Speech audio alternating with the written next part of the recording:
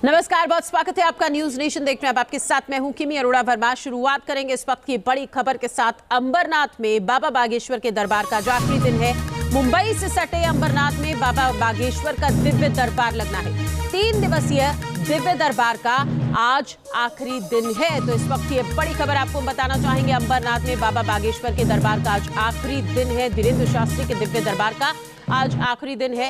दूर दूर से लोग यहां पर पहुंचे हुए हैं। मुंबई से सटे अंबरनाथ में बाबा बागेश्वर के दरबार का आज आखिरी दिन है। आपको बताना चाहेंगे 3 दिवसीय दिव्य दरबार चल रहा है और इसी 3 दिवसीय दिव्य दरबार का आज है आखिरी दिन। महाराष्ट्र के अंबरनाथ से जुड़ी बड़ी खबर, जहां बाबा बागेश्वर का दिव्य दरबार लगा हुआ है और आज आखिरी दिन है। 2 तस्वीरें आपके सामने। बाबा बागेश्वर का दिव्य दरबार लगा है महाराष्ट्र के अंबरनाथ में। 7 मई से बाबा बागेश्वर के पीठाधीश्वर आचार्य धीरेन्द्र शास्त्री का दरबार चल रहा है। 7 मई को अंबरनाथ के शिव मंदिर मैदान में बाबा बागेश्वर ने श्री हनुमंत कथा शुरू की थी। कल भी उन्होंने दरबार लगाया और हनुमान कथा की और आज भी उनके दरबार का आखिरी दिन है और लोग यहाँ पर पहुंचे हुए हैं। तो कल बाबा बागेश्वर ने प्रेस कॉन्फ्रेंस की थी और कई बड़ी बातें कही थी जो हम आपको ग्राफिक्स के जरिए बताते। देखिए, बहुत जल्द भारत हिंदू राष्ट्र घोषित होने वाला है। पहली बड़ी बात की गई थी, हिंदुओं को हिंदू राष्ट्र की मांग करनी चाहिए। बागेश्वर बाबा ने यह बात कही थी। हिंदुओं को सुरक्षित रहना है तो हिंदू राष्ट्र की मांग करनी होगी। हम सनातन और हिंदुओं की बात करते हैं, साथ ही हनुमान जी के विरोध का किसी को अधिकार नहीं है। बजरंग बली का विरोध करना बेहद गलत है। फिल्म द केरला स्टोरी का समर्थन करता हूं। ये तमाम बातें बागेश्वर बाबा की तरफ से की गई। लव जिहाद के विरोध में आगे आई बहन बेटियां। हिंदू बेटियां दूसरे धर्म के लोगों पर भरोसा न करें। मंगलवार शनिवार को धर्म की शिक्षा दे पुजारी।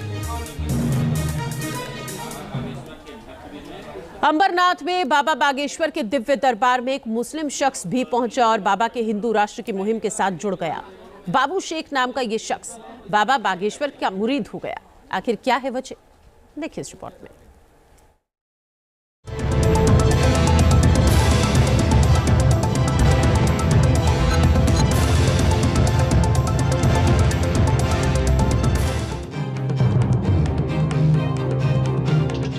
बाबा बागेश्वर का दरबार, चमत्कार को नमस्कार। हिंदू राष्ट्र की हुंकार,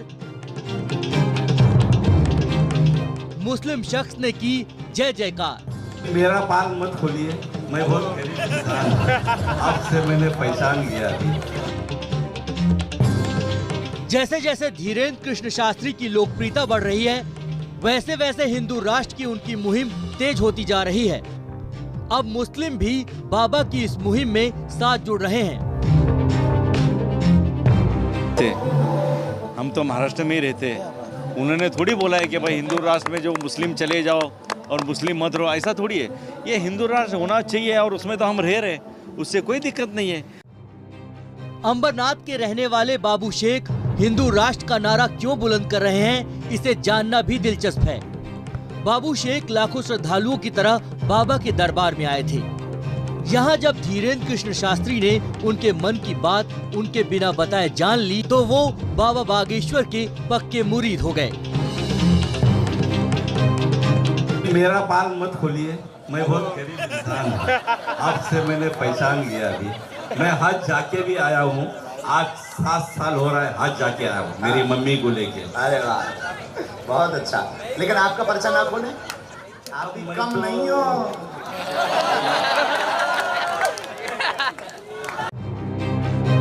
हालांकि उन्होंने धीरेन्द्र कृष्ण शास्त्री से अपने मन की बात सार्वजनिक करने के लिए नहीं कहा, लेकिन जब शास्त्री के कहने पर उन्होंने 3 लोग चुने और बाबा ने पर्चा खोला, तो बाबू शेख भी मान गए कि धीरेन्द्र कृष्ण शास्त्री कितने पहुंचे हुए हैं।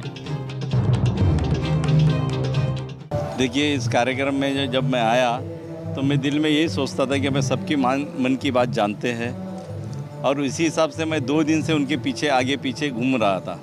तो हमारे जो साहब जी बैठे थे, ड्राइवर साहब, उनसे मैं बोल ही रहा था कि सबको बुलाते हैं, अपना नंबर कब लगेगा? तो बोला आएगा, टेंशन नहीं लेना।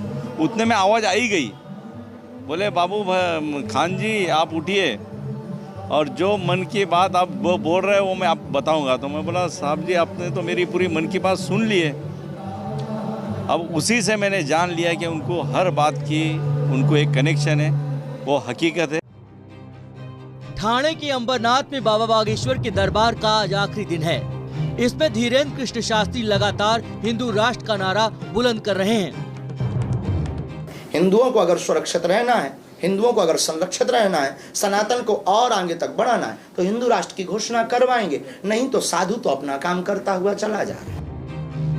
बागेश्वर धाम के प्रमुख पंडित धीरेन्द्र कृष्ण शास्त्री की ये मुहिम कुछ संगठन और सियासी दलों को रास नहीं आ रही।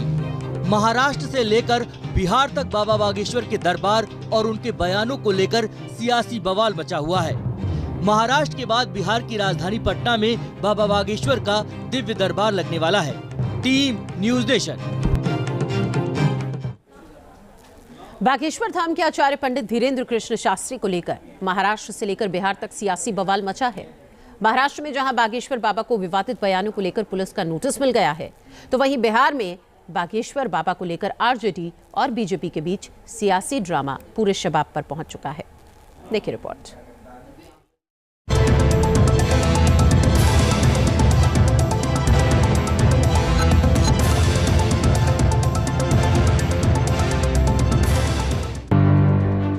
बाबा बागेश्वर हिंदू राष्ट्र की हुंकार भरते हैं।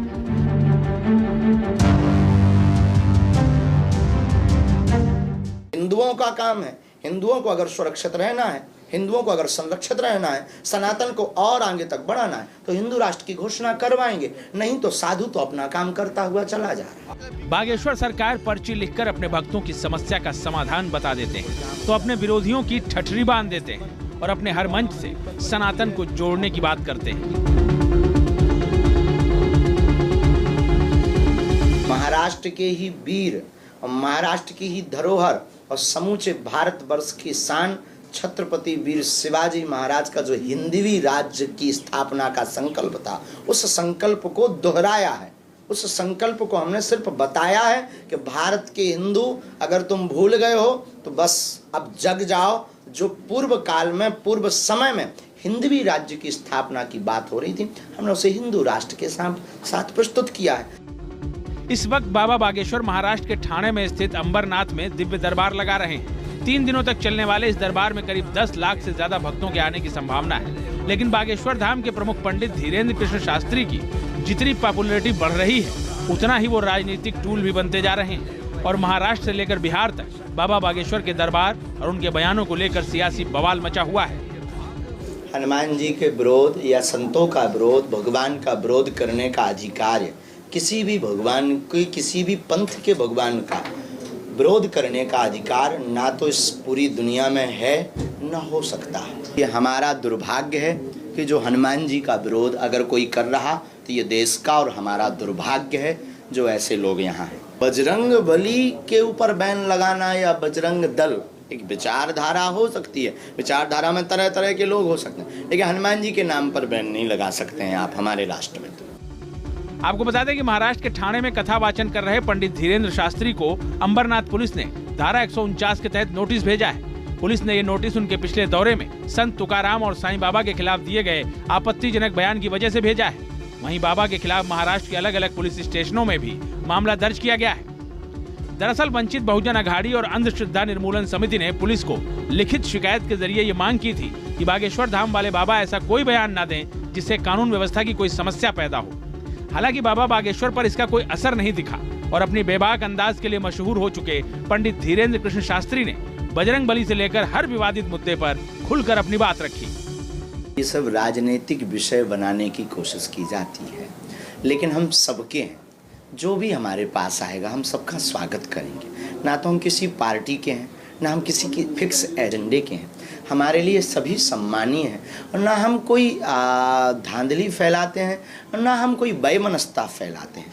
हम केवल अपने पंथ, अपने धर्म, सनातनीय हिंदुओं की एकता की बात करते हैं और अपनी एकता की बात करना हमें लगता कि गुनाह नहीं है और अपने इष्ट का प्रचार करना संविधान में भी है। अगर कोई विरोध कर रहा तो हम भगवान से प्रार्थना करेंगे, भगवान सब पर कृपा करें। आपको बता दें कि कर्नाटक चुनाव को लेकर कांग्रेस ने अपने घोषणा पत्र में बजरंग दल पर बैन लगाने की बात की थी, जिसके बाद कर्नाटक से लेकर दिल्ली तक सियासी बवाल मच गया था। ऐसे में हिंदू राष्ट्र की बात करने वाले बाबा बागेश्वर कहां इस मुद्दे पर चुप रहने वाले थे।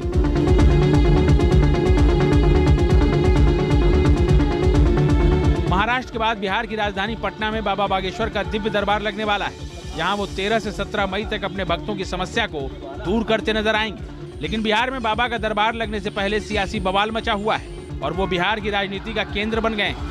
धीरेन्द्र कृष्ण शास्त्री के पटना में कार्यक्रम को लेकर आरजेडी और बीजेपी आमने सामने हो गई।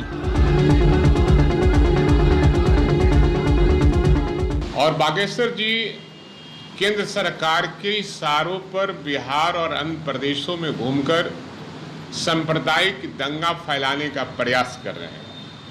अब मैं तो कहूंगा कि भाई वीरेंद्र जी को बाबा बागेश्वर के दरबार में अपनी अर्जी लगानी चाहिए और पता लगाना चाहिए कि आने वाले समय में उनका भविष्य क्या होगा। आपको बता दें कि तेज प्रताप यादव समेत महागठबंधन के कई नेता बाबा बागेश्वर के पटना वाले कार्यक्रम का विरोध कर रहे हैं और बाबा बागेश्वर का एयरपोर्ट पर घेराव करने और दरबार नहीं लगने देने की बात कर रहे हैं, जबकि बीजेपी खुलकर आचार्य धीरेन्द्र कृष्ण शास्त्री के समर्थन में खड़ी हो गई है और पटना में बीजेपी ऑफिस के बाहर बाबा बागेश्वर, पीएम मोदी और यूपी के सीएम योगी की तस्वीर वाला बड़ा सा बैनर लगा दिया है। हालांकि बाबा बार बार कहते हैं कि उनका राजनीति से कोई लेना देना नहीं है। बाबा तो सिर्फ अध्यात्म और सनातन तक खुद को सीमित रखना चाहते हैं।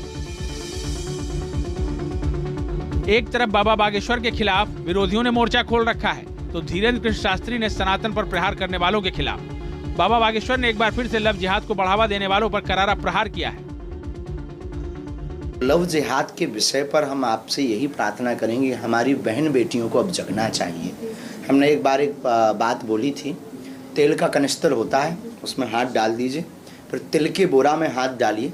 जितने तिल आपके हाथ में छप जाएं, इतनी बार भी कोई दूसरे मजहब या पंथ का व्यक्ति सौगंध खाए, तब भी एक तिल बराबर भरोसा नहीं करना चाहिए। हिंदू राष्ट्र, सनातनी संस्कृति, संतों का सम्मान, घर वापसी, यही है बाबा के भगवाए हिंद का एजेंडा। और बाबा को जब जहां मौका मिलता है तब ये एजेंडा आगे बढ़ता है और यही बाबा के विरोधियों को रास नहीं आता।